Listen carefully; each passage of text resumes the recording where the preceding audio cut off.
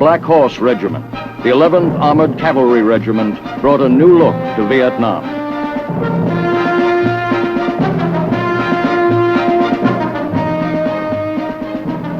The natural barriers and unfriendly terrain in Vietnam make it tough for today's modern machines of war. But surprisingly, American mechanized units have surmounted these obstacles through ingenuity and sheer determination.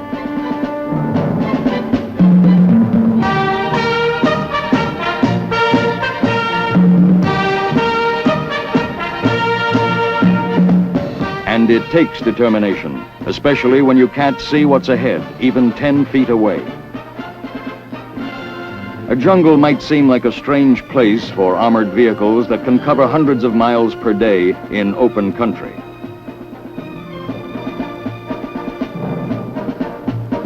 Yet when the enemy can be anywhere, armor means a lot to the foot soldier. Armor helps the soldier beat a path. Armor means firepower, that extra wallop that keeps the enemy from concentrating his forces.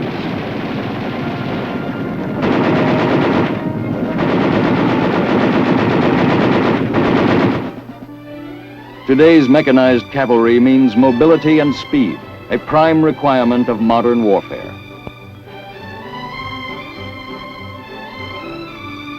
Since their arrival in Vietnam, the cavalry troopers of the Blackhorse Regiment have built a proud record of accomplishment while fulfilling their military missions. Under unique battlefield conditions never before encountered by mechanized ground forces, they built a record of leadership, of ingenuity, spirit, and valor that will always live in the annals of the 11th Armored Cavalry in Vietnam. New ways to do old jobs had to be found, and these men were equal to the task.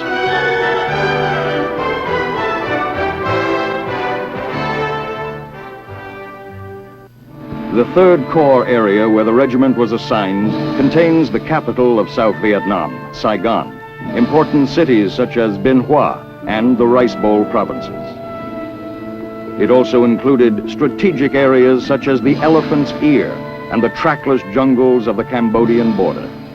As an independent force in this vital area, the 11th Armored Cavalry gave needed support to elements of U.S. and allied forces.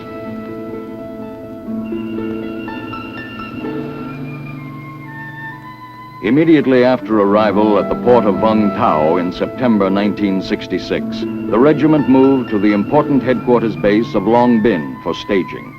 Then onward to Xuan Loc and the creation of its own base camp.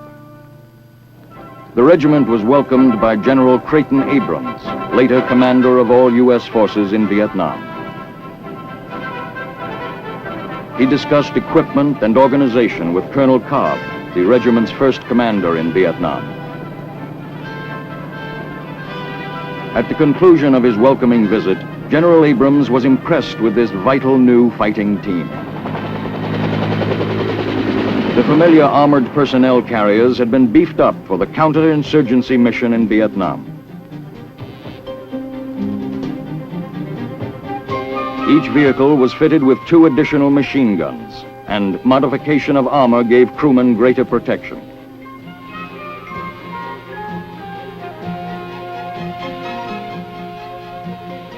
The crew of 5 men included the vehicle commander, driver, grenadier, and gunners. The result was the Armored Cav Assault Vehicle, or ACAV, the key vehicle of the new light armored platoons. After it had been proved in combat, the ACAV was soon employed in other units throughout Vietnam.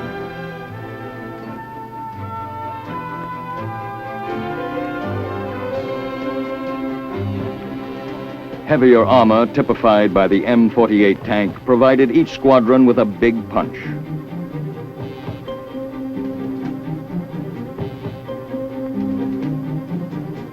The newest armored vehicle with the 11th is the Sheridan. It mounts a 152mm gun, which also launches the Shillelagh missile.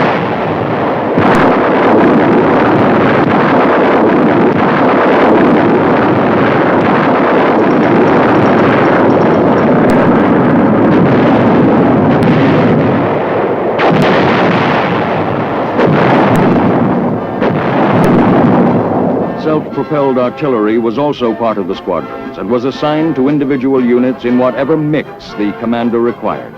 In the days ahead, artillery support would prove to be a valuable asset. At first, the 11th Armored Cavalry Regiment was equipped with self-propelled 105mm howitzers. Later, these were to be replaced by 155mm howitzers, which have greater range.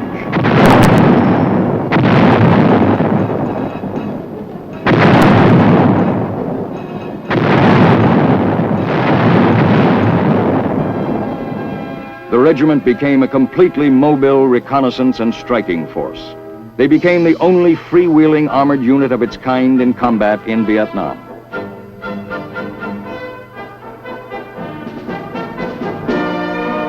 Within its squadrons were custom vehicles and special purpose weapons, such as heavy mortars capable of devastating fire, and highly trained mobile advisory scouts. A Thunder Horse troop of air cavalry. Within 3 weeks of arrival, units of the 11th had met the enemy, beginning with a fight for the regiment's line of communication. The Viet Cong had plenty of warning as the long lines of armor rolled down the roads and into the northern sector of the core area. Friendly observers reported the enemy was rising to the bait, preparing ambushes. In Operation Atlanta, the men of the 11th routed the ambushes with overwhelming firepower, taking a heavy toll in enemy dead and captured.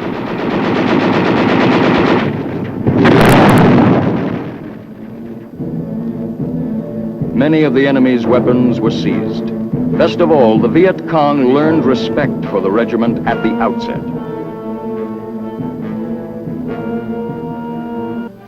The people of Long Con province were free again. This initial success made the task easier. As the Blackhorse base camp began to grow, its resupply and security gained importance. Headquarters became a hub of activity. Everywhere the camp was being developed into a comfortable main base, even though a large part remained under canvas. Communications were an important reason for the camp's existence. Powerful electronics equipment at the Tactical Operations Center allowed full communications with higher headquarters at Long Binh, and with field units which had mobile armored command posts. When in position, these field units were made secure against enemy night raids. Concertina wire encircled the area. During daylight hours, these forward outposts were busy centers of planning and direction. In all, this communications network proved an outstanding support for the troopers in the field. Fanning out from the base, armored convoys patrolled the area and protected vital supply lines as they kept the roads open. Often an armored patrol guarded an important junction or other strategic point. After long hours of patrolling far from their base, men and vehicles would pull off the road to rest. During these short periods of respite, however, the alert troopers never wandered very far from their vehicles. Purely and simply, this was enemy country. For days at a time, they were on duty 24 hours a day.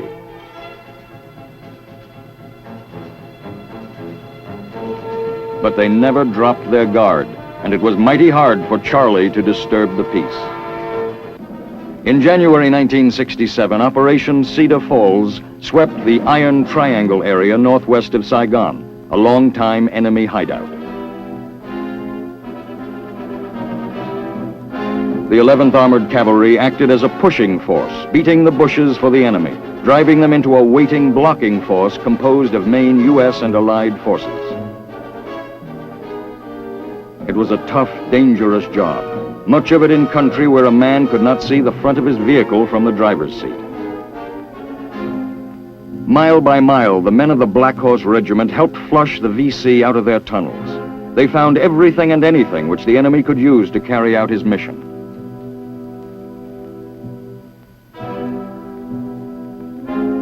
No road was safe from VC booby traps. Here, a hole to trap our vehicles with a path left for the enemy to use. The answer to this one, beat a new path and move on. The operation was an unqualified success. Documents captured from the enemy attested to the hardships they had suffered as the armored units closed in.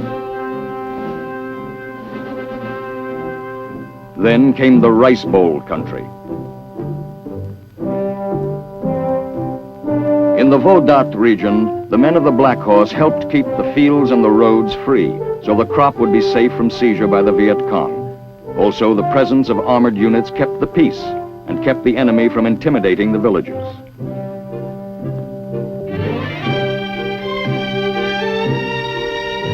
Bridges launched by armored vehicles were often laid down to keep traffic flowing. Flash flooding of small streams washed away the crude, locally built bridges, and buses were unable to make their scheduled destinations. The military bridges helped speed them on their way.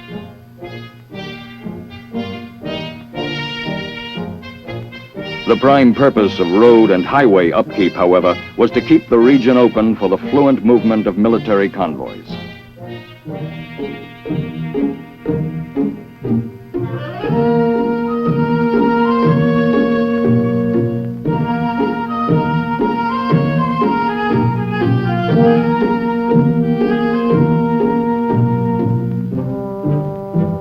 Here in the Vodat region, this scissors bridge was a useful complement to the regiment's armored strength. It could be erected or removed quickly and without any construction work. In addition to aiding military vehicular traffic, these portable bridges opened newer and shorter routes to nearby marketplaces for the villagers and farmers of the area. As the need presented itself, these scissors bridges were moved from one locale to another with ease and speed.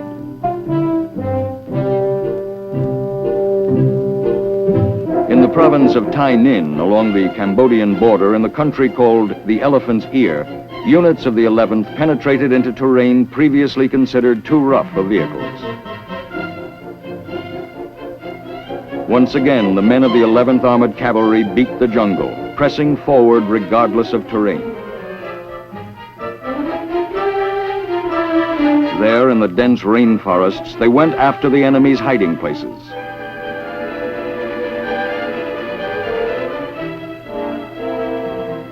And the enemy was there.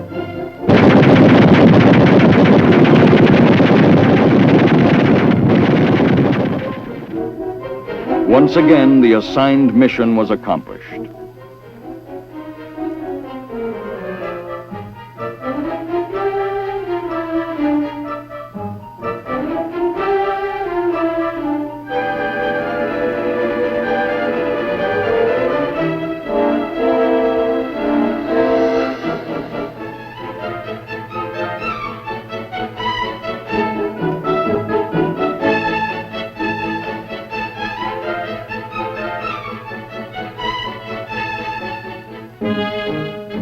In Operation Junction City, a sweep through Tai Ninh and War Zone C during July 1967, roam plows cleared the jungle along the roadsides.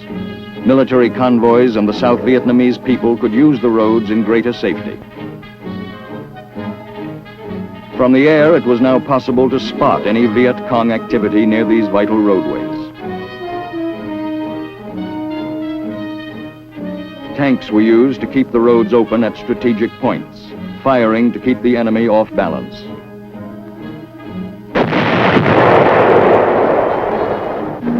During the operation, command and control were maintained through the airborne units, making it easier for field commanders to visit various units often.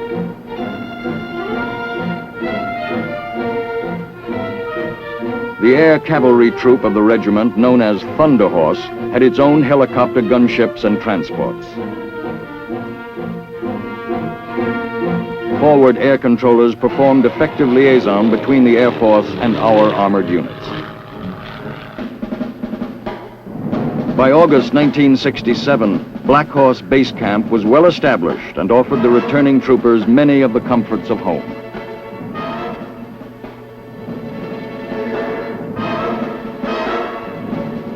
The return to action comes all too soon.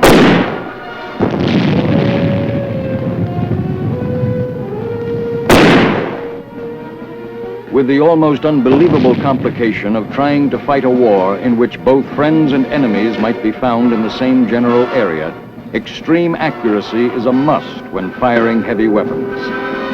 Special weapons like this 4.2-inch mortar mounted in carriers provide additional fire support to the squadrons.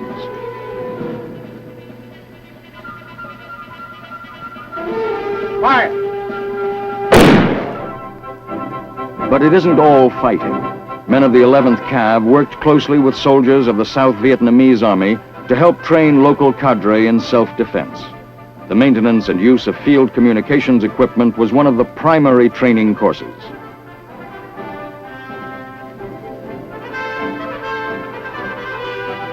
Other instruction included weapons, such as the carbine. Drills for crews serving mortars soon familiarized the Allied soldiers with these weapons. And as we worked with them, the Arvin soldiers gained confidence.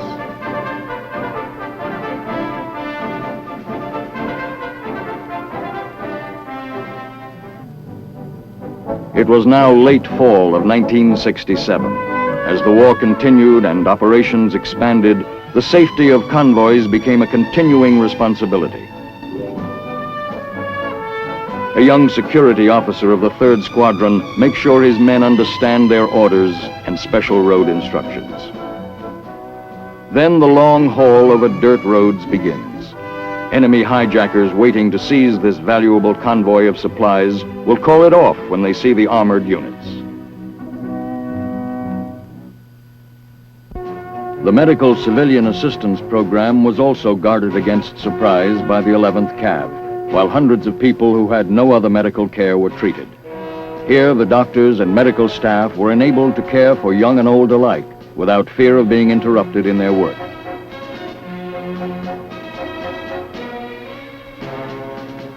In Operation Santa Fe, the 11th worked with the Australians who learned to use the American equipment. The Aussies handled the American armor like veterans.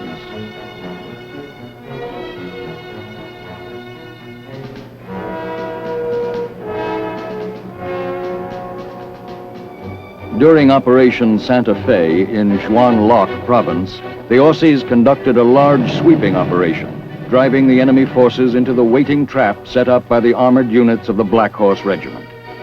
The operation went off with clock-like precision as the Australians pressed the enemy back.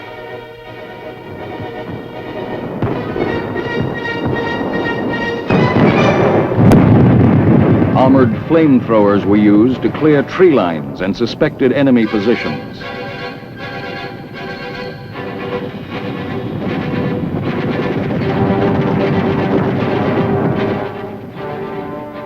Then came the Vietnamese New Year, Tet. The enemy chose this occasion to unleash well-coordinated attacks in several areas of the Republic.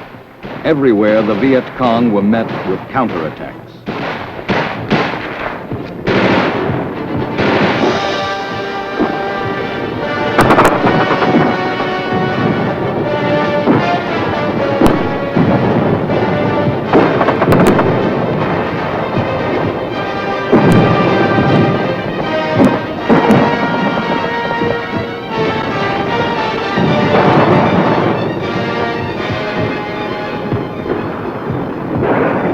Striking treacherously where least expected, the Viet Cong brought the war to the cities of South Vietnam.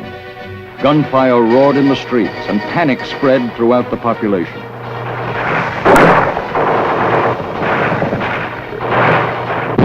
The 11th Cav rose to the challenge, and in a lightning-fast road march from the area near Cambodia, raced to the defense of the embattled cities.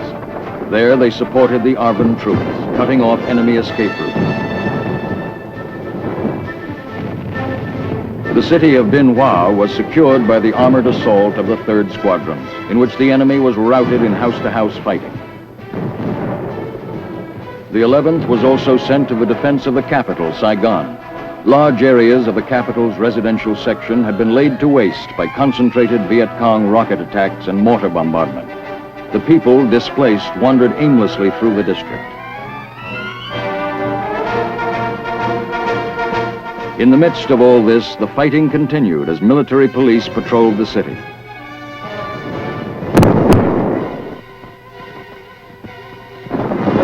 Day and night, in the alleys and in the streets, the relentless hunt for Charlie carried the armored cavalry men into every nook and cranny of the capital. The enemy was forced to give ground with appalling losses.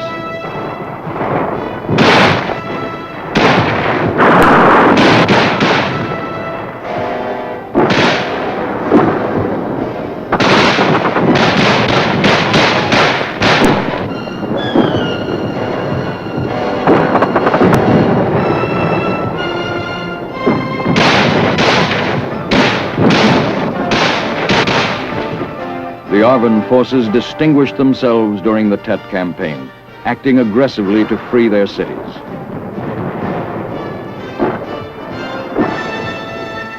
Wherever they went, they were solidly backed by armor, often that of the 11th Armored Cavalry or their own armor. A few days after the initial attacks, the Arvin began to retake and free the cities.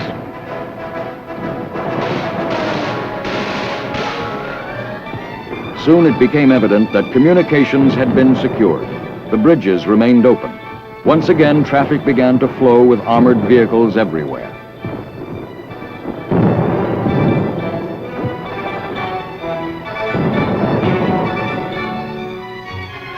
The Cholan area, the so-called Chinatown of Saigon. Here, after the first victories at Bin Hoa and Saigon, the 11th Cav stayed in the thick of the fight. Troopers of the Black Horse moved methodically from block to block, probing into every building along the way. Finally, it became apparent the Viet Cong had left the area, and there would be no more battles in the streets.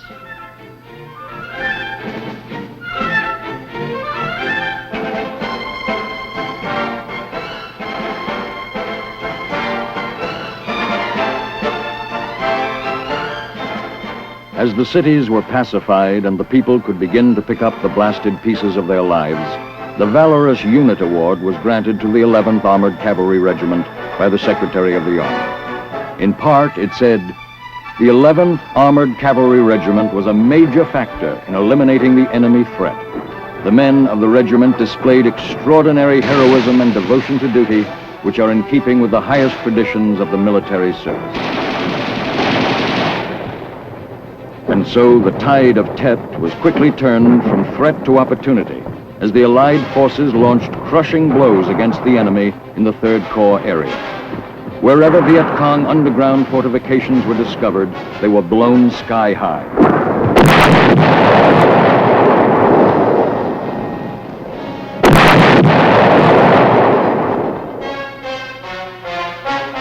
In Operation Wiat Than, which means resolve to win, the men of the Black Horse, together with the 25th Arvin Division, moved northwest of Saigon.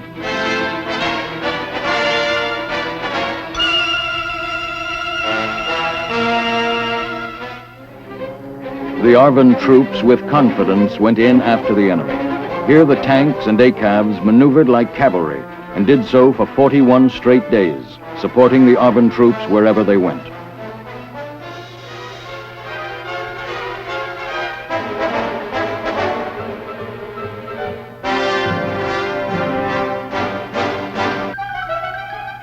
There was a lot of hard, dangerous work ferreting out the Viet Cong. The enemy, long in control of this area, had over a period of years burrowed into the earth, creating a labyrinth of underground fighting and sleeping positions. Searching through this complex was not only difficult, but time-consuming.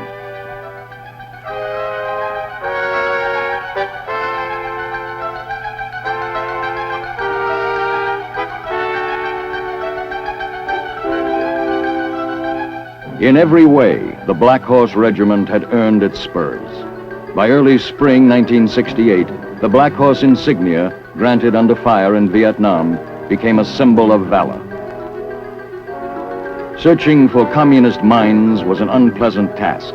In order to maintain regular convoys, the roads were checked by mine-sweeping teams every day. The enemy, operating under cover of darkness, would plant mines along the most heavily traveled roads, despite the best efforts of our patrols. A portion of the road safe today was unsafe tomorrow. Almost every mine sweep uncovered something lethal. a Chinese communist 20-pound mine, big enough to blow the tracks off an ACAV. Once uncovered, these mines were destroyed by demolition experts using charges of plastic explosives.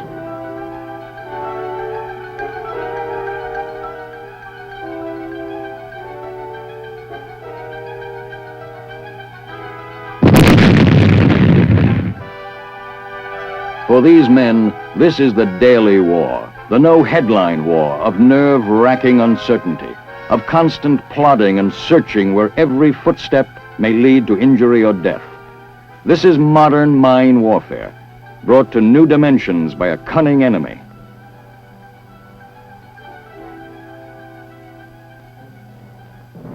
Despite everything, however, the 11th Armored Cavalry continues to forge ahead.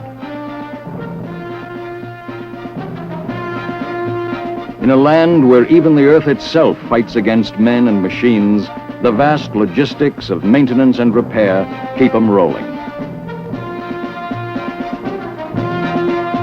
In the open country,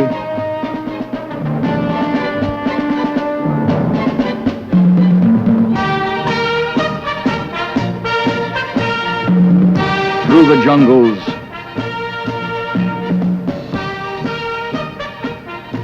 and in the cities. Throughout the 3rd Corps area, or wherever they are needed, the men of the regiment fight on for freedom with the help of armored mobile firepower.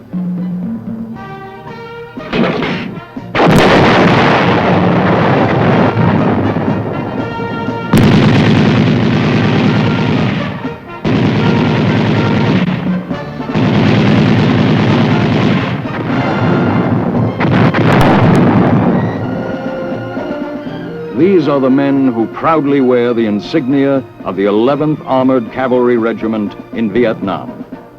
Symbol of valor, the Black Horse patch.